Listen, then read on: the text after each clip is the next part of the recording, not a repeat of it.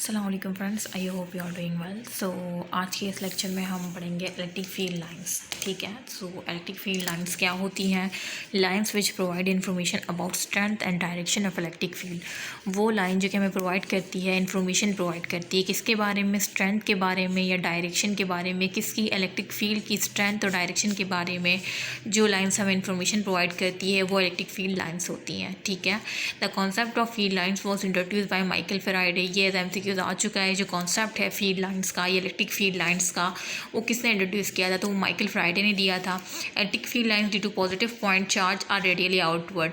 तो ये आपको याद मतलब ये तो आपको पता ही होगा कि जो पॉजिटिव चार्ज होता है ना, उसकी जो इलेक्ट्रिक फील्ड लाइंस होती है वो हमेशा आउटवर्ड होती है। ये आपको एरो दिख रहे हैं, ये सब आउटवर्ड जा रहे हैं ना, तो आपने याद रखना है। MCQs भी आ सकता है कि पॉजिटिव चार्ज की जो इलेक्ट्रिक फील्ड लाइंस होती है वो रेडियली आउटवर्ड होती है, इनवर्ड होती है। तो रेडियली आउटवर्ड है, तो आपको दिख भी रही होगी इस तरह से।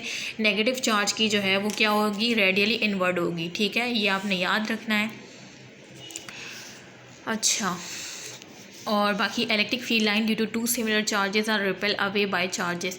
जब भी दो सिमिलर चार्ज होंगे, फॉर एग्जांपल ये भी पॉजिटिव है, ये भी पॉजिटिव है, तो क्या करेंगे? ये रिपेल करेंगे। ये आपको दिख रहा है, ये दोनों एक दूसरे को रिपेल कर रहे हैं।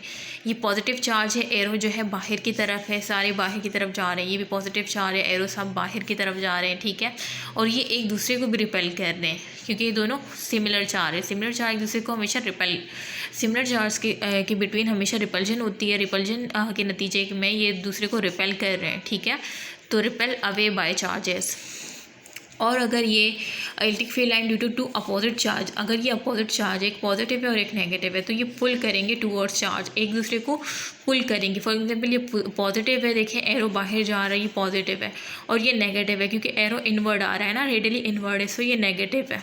सो पॉजिटिव और नेगेटिव चार्ज ये एक दूसरे को क्या कर रहे हैं? पुल कर रहे हैं एक दूसरे की तरफ ना। सो ये आपने याद रखना है।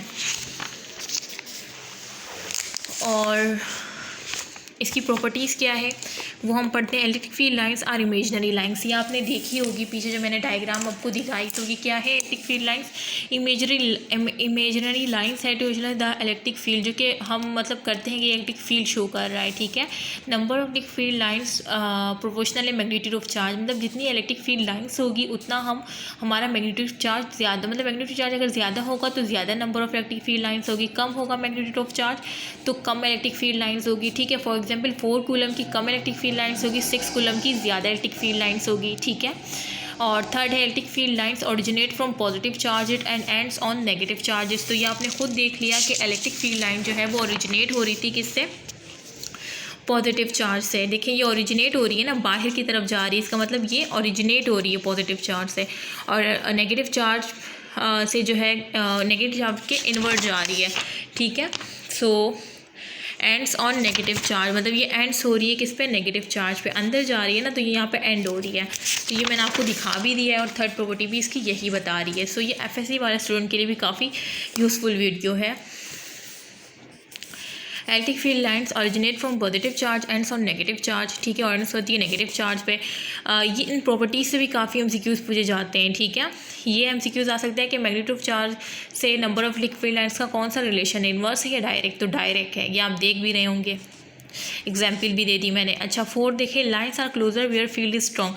जब भी लाइंस क्लोज होगी ना एक दूसरे के, जो इलेक्ट्रिक फील्ड लाइंस है, अगर वो क्लोज होंगी ना, तो वहाँ पे इलेक्ट्रिक फील्ड स्ट्रॉन्ग होगी। जैसे कि हमने बताया कि इलेक्ट्रिक फील्ड लाइंस बताती है इलेक्ट्रिक फील्ड के बारे में, तो जब भी इलेक्ट्रिक फील्ड लाइंस एक दूसरे के बहुत क्लोज होगी तो वहाँ पर जो है इलेक्ट्रिक फील्ड हमारी स्ट्रॉन्ग होगी।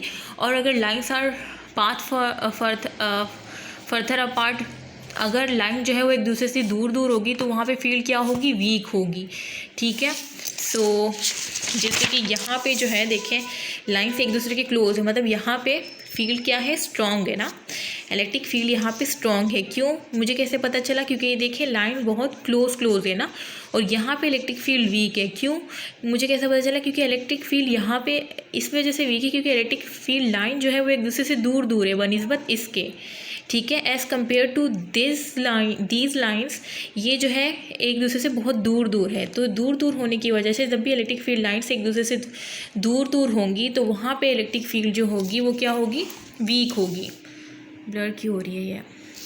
ठीक है, और जहाँ पे इलेक्ट्रिक फील्ड लाइन्स क्लोज होंगी तो वहाँ पे इलेक्ट्रिक फील्ड स्ट्रॉन्ग होगी। ठीक है, इसी तरह से ये देख लें, यहाँ पे इलेक्ट्रिक फील्ड लाइंस जो है एक दूसरे से दूर दूर, तो यहाँ पे वीक है, और यहाँ पे क्लोज है, तो यहाँ पे इलेक्ट्रिक फील्ड स्ट्रॉन्ग है। ठीक है, तो इलेक्ट्रिक फील्ड लाइंस इस तरह से हमें इलेक्ट्रिक फील्ड के बारे में इंफॉर्मेशन प्रोवाइड करती है। अच्छा, ये सारे MCQs आप ये समझ लें कि ये जो मैं पॉइंट बता रही हूँ ना, ये सारे MCQs आ सकते हैं। ठीक है, वो पूछ सकते हैं कि lines are closer where field is strong और वीक, या बोथ। तो इस तरह से जो है ना आपको ऑप्शन दिए जाते हैं, तो आपने लगाना है स्ट्रॉन्ग। अगर फर्दर अपार्ट कहेंगे तो वीक होगी वहाँ पे फील्ड। ठीक है, फिफ्थ प्रॉपर्टी देखें, tangent to field lines at any point. अगर आप टेंजेंट करेंगे, फील्ड लाइन जो है, अगर आप किसी भी पॉइंट पे आप टेंजेंट ड्रॉ करेंगे, तो वो direction of electric field at that point, मतलब उस पे जो है वो डायरेक्शन ऑफ इलेक्ट्रिक फील्ड बताएगा, उस पॉइंट पर वो डायरेक्शन ऑफ इलेक्ट्रिक फील्ड आपको बताएगा। फॉर एग्जांपल, मैंने यहाँ पे एक टेंजेंट ड्रॉ कर लिया ना, मुझे यहाँ पे इलेक्ट्रिक फील्ड मालूम करनी है, तो मैंने यहाँ पे एक टेंजेंट ड्रॉ कर लिया, तो ये जो टेंजेंट ड्रॉ किया है ये मुझे डायरेक्शन ऑफ इलेक्ट्रिक फील्ड बताएगी। सो इसका ये मतलब है। अच्छा, 6 देखें, 6 property, no two field lines can cross each other because electric field has only one direction.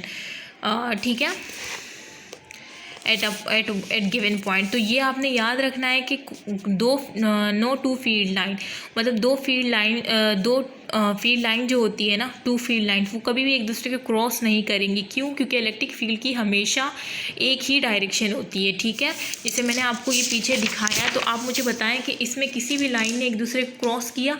नहीं। इसमें देखिए किसी भी लाइन ने एक दूसरे को क्रॉस किया? नहीं किया ना। क्यों नहीं किया? क्योंकि ये कभी भी एक दूसरे को क्रॉस नहीं करती, क्योंकि इनकी हर लाइन की एक स्पेसिफिक डायरेक्शन होती है, बिकॉज इलेक्ट्रिक फील्ड की ओनली वन डायरेक्शन। ठीक है, इलेक्ट्रिक फील्ड की सिर्फ एक ही डायरेक्शन होती है, इस वजह से कभी भी ये लाइन्स एक दूसरे को क्रॉस नहीं करेंगी। सो ये भी MCQs पूछा जा सकता है।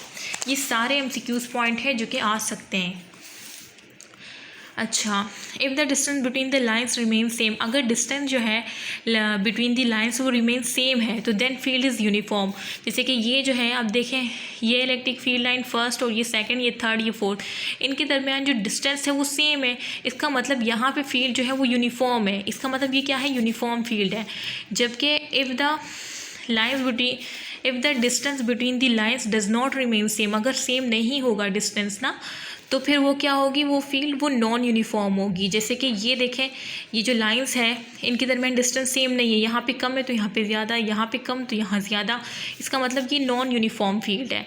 ठीक है, so uniform field, non uniform field क्या है? यूनिफॉर्म फील्ड जब distance between the line same हो तो then it's called uniform field. अगर डिस्टेंस बिटवीन द लाइन जो है वो सेम नहीं हो तो वो क्या होगी? नॉन यूनिफॉर्म फील्ड होगी। ठीक है, उम्मीद है कि आपको ये सारे जो है पॉइंट समझ आ गए होंगे। ये बेसिक पॉइंट है और काफ़ी इंपॉर्टेंट पॉइंट है related to your exam, FSC exam, related to your theory exam, related to your NMDCAT exams. तो काफ़ी बेसिक पॉइंट है जो कि आपको याद होने चाहिए, जो कि मैंने काफ़ी आपको ड्रामेटिकली भी समझाए, और मैं उम्मीद करती हूँ कि आपको समझ आ गए होंगे। अब इससे रिलेटेड MCQs किस तरह से आस्क किए जाते हैं, सो वो देखते हैं ना हम। Non uniform electric field shown in the figure, ये यहाँ पे फिगर दी हुई है और वो कह रहे हैं कि हमने एक नॉन यूनिफॉर्म इलेक्ट्रिक फील्ड को शो किया गया है। अगर वो नॉन यूनिफॉर्म इलेक्ट्रिक फील्ड नहीं भी कहते तो आप खुद ही देखिए, नॉन यूनिफॉर्म इलेक्ट्रिक फील्ड ही है ना। मैं क्यों कह रही हूँ कि ये नॉन यूनिफॉर्म इलेक्ट्रिक फील्ड है? बिकॉज जो electric field distance between electric field does not remain same, क्योंकि जो डिस्टेंस है इलेक्ट्रिक फील्ड लाइंस के दरमियान वो क्या है? सेम नहीं है। ये देखिए, इलेक्ट्रिक फील्ड लाइंस के दरमियान कम है तो यहाँ ज़्यादा, यहाँ कम है तो यहाँ ज़्यादा। इसका मतलब जो इलेक्ट्रिक फील्ड लाइंस के दरमियान जो डिस्टेंस है वो सेम नहीं है।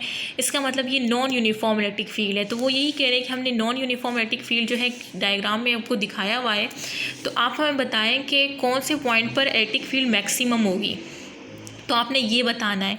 अब अगर आपने ये सारे बेसिक पॉइंट मेमोराइज़ कर लिए हैं, अच्छी तरह से कॉन्सेप्ट बना लिया है, क्योंकि इस वीडियो में मैंने काफ़ी अच्छा कॉन्सेप्ट बनवाया है, तो तभी आप इसको करेक्ट ऑप्शन मार्क कर सकेंगे।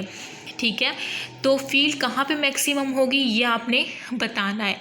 तो आप मुझे बताएं कि कहाँ पे फील्ड मैक्सिमम होगी। फील्ड वहीं पे मैक्सिमम होगी जहाँ पे इलेक्ट्रिक फील्ड लाइंस क्या होंगी, क्लोज होंगी। जैसे मैंने ऊपर बताया था कि lines are closer where field is strong, ठीक है। लाइन जहाँ पे क्लोज होंगी वहाँ पे हमारी फील्ड स्ट्रॉन्ग होगी, जहाँ पे लाइन एक दूसरे से दूर होगी वहाँ पे फील्ड वीक होगी। हमने 4 पॉइंट पे यही डिस्कस किया था ना, तो यहाँ पे भी यही बात हो रही है।